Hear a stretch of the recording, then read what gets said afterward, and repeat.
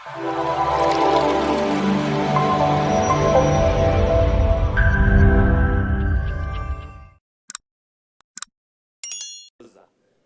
Mheshimiwa Waziri Mkuu, serikali ipo tayari sasa kuandaa utaratibu maalum wa kupitia upya faini hizi ili vijana hawa waweze kurudishiwa pikipiki zao, waweze kuendelea na shughuli zao za kiuchumi kwenda kuijenga nchi ya Mheshimiwa Rais?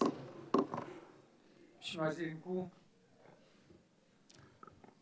Mheshimiwa Spika, kwanza niruhusu nitumie fursa hii kuipongeza timu yangu ya kazini, timu ya Simba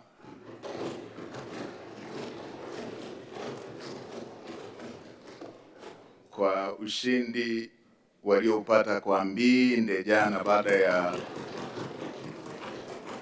baada ya kushindwa kufanya hivyo kwa takriban michezo 8 mfululizo iliyopita. Mheshimiwa Spika, baada ya kusema hayo, nimpongeze Mheshimiwa mbunge kwa kulileta swali hilo na ameendelea kuwa mtetezi wa wananchi wake wa Ushetu pamoja na vijana wengine wa Tanzania. Mheshimiwa Spika, ni kweli kumekuwepo na baadhi ya maeneo kuwepo kwa mirundikano ya vyombo vya moto zikiwepo pikipiki ambazo zimekamatwa kwa makosa mbalimbali. Mheshimiwa Spika, tuna mafungu mawili katika jambo lile ambalo Mheshimiwa mbunge amelisema.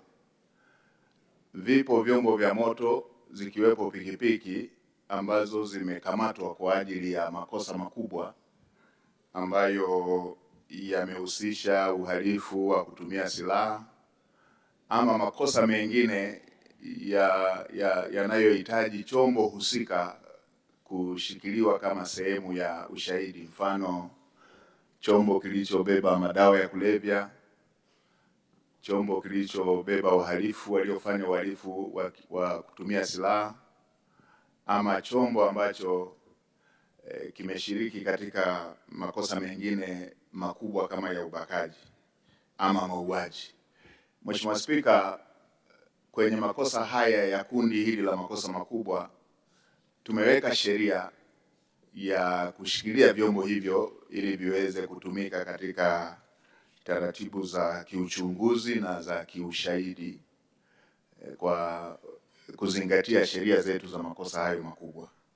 Mheshimiwa Spika, nikubaliane na Mheshimiwa mbunge kwenye upande wa makosa haya madogo madogo. Mheshimiwa Spika, kama ambavyo waheshimiwa wabunge watakumbuka, nilikopita katika ziara maeneo yote nilielekeza kwamba vyombo vinavyotumika kwa kazi ya vijana wetu wa Kitanzania kujiletea kipato, ikiwemo bodaboda, bajaji, magari haya ya keri, magari ya biashara, kama limefanya kosa na tumejiwekea taratibu za sheria za hayo makosa na muhusika anatambulika, basi hivyo vyombo visitumike kushikiliwa, badala yake warudishiwe wahusika ili wakafanyie kazi na kupata fedha ambayo wanatakiwa walipe faini. Mheshimiwa Spika, kwa sasa Watanzania wengi wako na vitambulisho vyao vya taifa, wanafahamika na vyombo vyao vimesajiliwa, wamiliki wao na wanaoviendesha wanafahamika.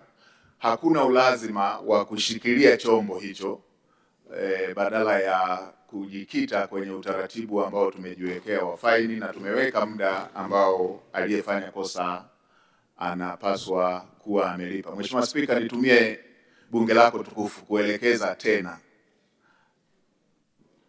mahali popote ambapo kuna vyombo vya moto bado vimeshikiliwa na havijafanya makosa yale ya kundi la kwanza nililosema la makosa makubwa ya uhalifu, mauaji, nyara za serikali, ubakaji, madawa ya kulevya, makosa mengine yote ya faini, vyombo vya moto visishikiliwe, badala yake wahusika watakiwe kulipa faini wakiwa na vyombo hivyo ambavyo ni vitendea kazi vya kufanyia kazi, kila mmoja aendelee na kazi. Mheshimiwa Spika, utakumbuka Mheshimiwa Rais alielekeza serikali kupitia upya sheria zile za masuala ya faini. Utakumbuka faini zilikuwa kubwa sana. Mheshimiwa Rais akasema faini sio chanzo cha mapato, tunarekebishana, tunasahihishana, wekeni faini ambayo itakuwa na sura halisi kwamba hii si chanzo cha mapato. Na utakumbuka Mheshimiwa Spika, bunge lako tukufu likapunguza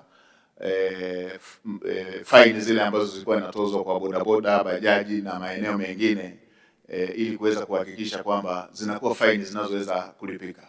Mheshimiwa Spika, nitoe rai pia kwa vijana wetu wa Tanzania kutokutumia hii kama fursa ya kufanya makosa.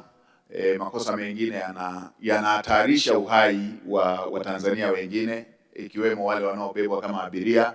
Kwa tuendelee kuchukua tahadhari tunapotumia vyombo hivyo vya moto, kwa sababu vinatugharimu maisha na sehemu zingine, maeneo mengine vinasababisha ulemavu kwa wananchi, tena wanaotegemewa katika familia zao, ulemavu ambao hautibiki. Asante Mheshimiwa Waziri Mkuu.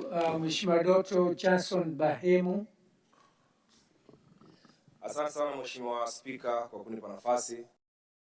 Sasa ni simple tu, waone Viva Promotion kwa mahitaji ya printing aina zote, kama vile mabango size zote na aina zote, 3D, 2D na banners, vibao vya maofisini au sehemu za biashara kama hoteli, lodge na kadhalika. Viva Promotions wana print t-shirts na jezi, wanafanya branding ya ofisi kuipa muonekano wa nje wa kuvutia. Wanapatikana Tabora mjini, mtaa wa shule, jirani na chuo cha utumishi wa umma Uhazili. Simu namba 0762484266.